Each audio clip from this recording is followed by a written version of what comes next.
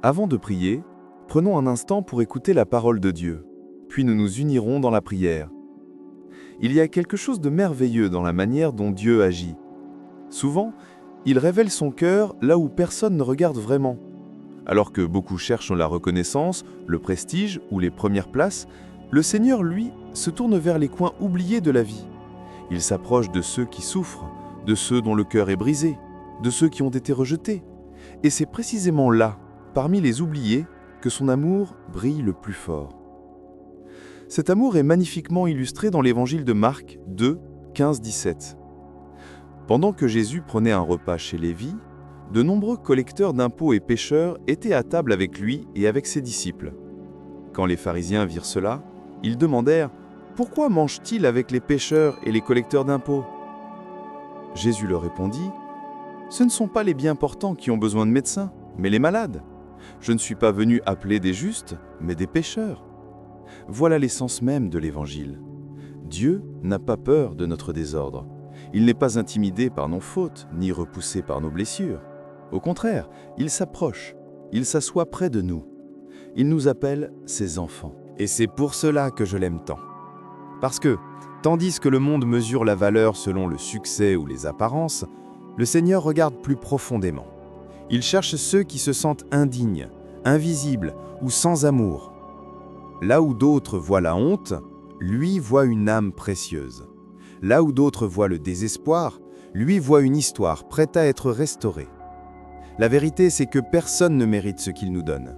Nous ne méritons pas la vie éternelle, et pourtant, il nous l'offre gratuitement.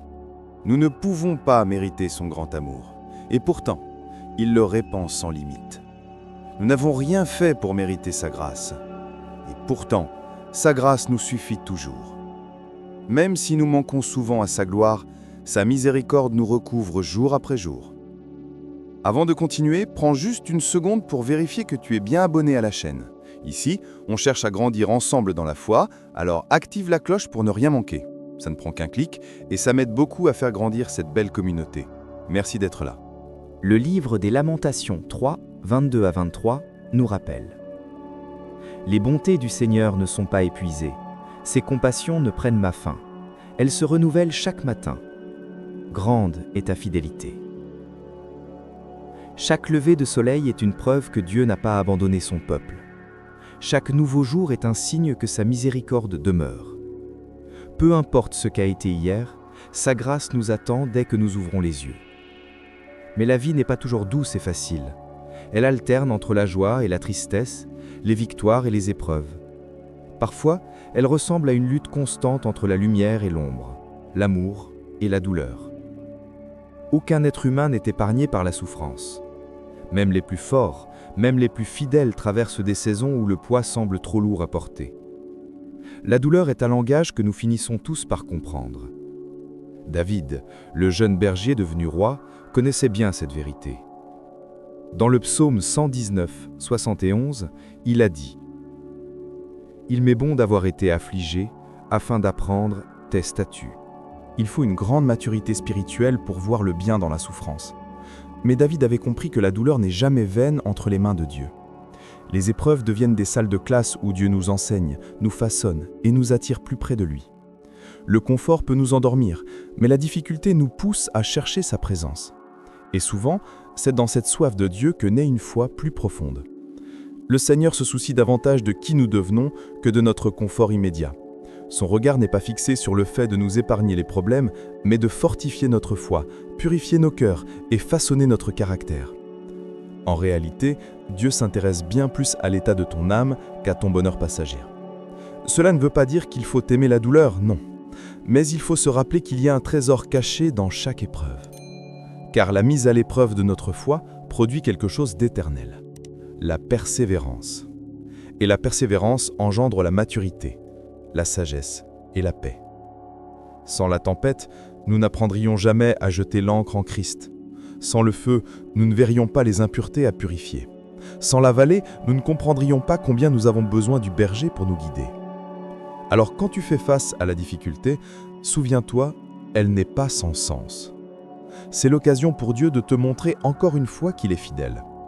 Ces moments d'épreuve sont des saisons où ta foi enracine ses racines. Si tu tiens ferme, tu en ressortiras plus fort, plus sage et plus dépendant de Dieu que jamais auparavant. Alors que faire de tout cela? Il faut s'accrocher aux promesses de Dieu. Quand tu te sens rejeté, souviens-toi que Jésus s'est assis à table avec les exclus et les a appelés ses amis. Quand tu te sens indigne, rappelle-toi que sa miséricorde se renouvelle chaque matin. Quand tu es écrasé par les épreuves, souviens-toi que la souffrance produit la croissance. Et quand tu as envie d'abandonner, reviens à sa parole. Je ne te laisserai pas et je ne t'abandonnerai jamais. Le Seigneur qui est entré dans la maison de Lévi entre encore aujourd'hui dans nos maisons blessées. Le Sauveur qui a accueilli les pécheurs nous accueille encore, quel que soit notre passé. Le Dieu qui a permis l'affliction dans la vie de David la permet aussi dans la nôtre, mais toujours pour un but divin. Nous faire grandir, nous purifier et nous rapprocher de lui. C'est cela, le cœur de Dieu.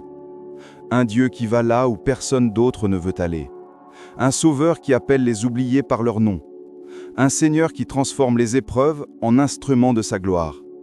Alors, si ta vie est lumineuse, rends grâce et reste près de lui. Si ta vie est lourde, aie confiance, il est avec toi dans la tempête. Si ta foi est mise à l'épreuve, souviens-toi qu'elle produit l'endurance. Et à travers tout cela, garde les yeux fixés sur Jésus. Prenons maintenant un moment pour prier ensemble. Père Céleste, je te remercie pour le don d'un nouveau jour. Merci pour la vie, pour le souffle et pour cette nouvelle occasion de marcher encore une fois dans ta grâce. Merci pour tes compassions qui se renouvellent chaque matin. Chaque lever de soleil me rappelle que tu ne m'as pas abandonné. Ton amour me porte, ta miséricorde me couvre et ta grâce me soutient. Seigneur, je te rends toute la gloire simplement pour ce que tu es. Alors que je commence cette journée, fortifie mon cœur. Seigneur, tu connais les fardeaux que je porte, les batailles silencieuses que je mène et les pensées qui pèsent sur mon esprit. Je t'en prie, que ton Saint-Esprit vienne renforcer ma foi aujourd'hui. Saint-Esprit, parle à mon cœur, guide mes pas et rappelle-moi que, lorsque les difficultés m'envahissent, je ne suis jamais seul. Fais-moi me souvenir que j'ai en Jésus un ami fidèle, un Sauveur qui ne m'abandonne jamais. Quand les problèmes se multiplient et que tout semble m'échapper, aide-moi à courir dans les bras de Jésus et à y trouver refuge. Quand mon cœur est fatigué et que mon âme cherche le repos, conduis-moi vers celui qui a promis « Venez à moi, vous tous qui êtes fatigués et chargés, et je vous donnerai du repos. » Merci Père, parce que je sers un Dieu vivant, un Dieu puissant qui porte mes fardeaux et m'accorde une paix qui dépasse toute compréhension. Seigneur, je reconnais que rien ne t'est impossible. Aucun problème n'est trop grand pour toi. Aucune maladie trop forte pour que tu ne puisses la guérir, aucune montagne trop haute pour que tu ne puisses la déplacer. Tu continues à aplanir les chemins, à calmer les tempêtes, à faire tomber les murs. Et pour tout cela, je t'en suis profondément reconnaissante. Tu es le même hier, aujourd'hui et pour l'éternité. Merci Père, de m'avoir aimé le premier, même quand j'étais loin de toi. Ton amour m'a trouvé avant que je comprenne combien j'en avais besoin. Aujourd'hui, donne-moi la force de me relever chaque matin, malgré les fardeaux de la vie. Donne-moi du courage quand la peur murmure et de l'espérance quand le découragement veut s'installer. Seigneur, j'élève ton saint nom, car tu es le Dieu de l'impossible. Aucun défi n'est trop grand pour toi, aucune situation trop désespérée pour que tu ne puisses la transformer. Quand je me sens faible, que ta force se manifeste dans ma faiblesse. Apprends-moi à ne pas m'appuyer sur ma propre compréhension, mais à me confier pleinement en ta parole. Que ton esprit me relève lorsque je trébuche et me rappelle qu'en Christ, je suis plus que vainqueur. Fais-moi toujours me souvenir que ta grâce suffit et que ta puissance agit dans ma fragilité. Père, aujourd'hui je dépose devant toi mes fardeaux et mes fatigues. Tu connais la douleur que je n'exprime pas, les larmes versées en silence et les peurs cachées dans mon cœur. Je te les remets, Seigneur, tout entre tes mains. Aide-moi à ne pas céder à la peur, mais à te faire confiance entièrement. Aide-moi à ne pas sombrer dans le découragement, mais à me réjouir en toi, car la joie du Seigneur est ma force. Saint-Esprit, Garde-moi reconnaissant pour la bonté et la fidélité de Dieu. Apprends-moi à voir les bénédictions dans les petites choses, car chaque don vient de toi. Aujourd'hui, je déclare que ma foi ne repose pas sur mes propres capacités, mais sur tes promesses éternelles. Je crois que tu es fidèle pour accomplir chaque parole que tu as dite. Je crois que tu combats pour moi et que la victoire t'appartient. Tu es puissant, tu es juste, tu es vrai, et ton nom est digne de louange. Ta parole déclare dans le psaume 121 « L'Éternel te gardera de tout mal, il gardera ton âme. L'Éternel gardera ton départ et ton arrivée, dès maintenant et pour toujours. » Et je m'accroche à cette promesse, Seigneur. Tu es mon gardien, celui qui veille sur ma vie. Aucun malheur ne m'atteindra, aucune épreuve ne me détruira, et aucune arme forgée contre moi ne prospérera. Tu es mon berger, celui qui me guide dans les vallées et me conduit près des eaux paisibles. Tu es ma lumière quand le monde s'assombrit. Tu es mon espérance quand l'avenir semble incertain. Tu es mon rocher quand tout le reste chancelle. Seigneur, que ton nom soit glorifié dans ma vie, dans ma famille et dans tout ce que j'entreprends. Je crois qu'au moment même où je prie, tu agis. Du travail dans l'invisible, transformant le mal en bien et préparant un chemin là où il n'y en avait pas. Merci, Père, d'écouter mes prières. Merci, car quand je t'appelle, tu réponds. Quand je pleure, tu entends. Et quand je demande, tu accordes selon ta parfaite volonté. Je t'offre cette prière avec un cœur plein de foi et de gratitude. Que tout ce que je fais aujourd'hui honore ton nom et reflète ta gloire, et que ta présence m'accompagne partout où je vais. Au nom précieux et puissant de Jésus-Christ, je prie. Amen. Si cette prière a touché ton cœur, écris Amen dans les commentaires.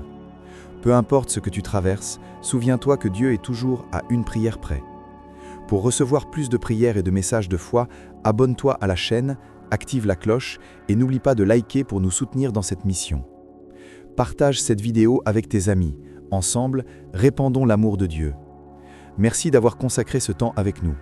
Que la grâce et la paix de notre Seigneur Jésus-Christ soient avec toi chaque jour.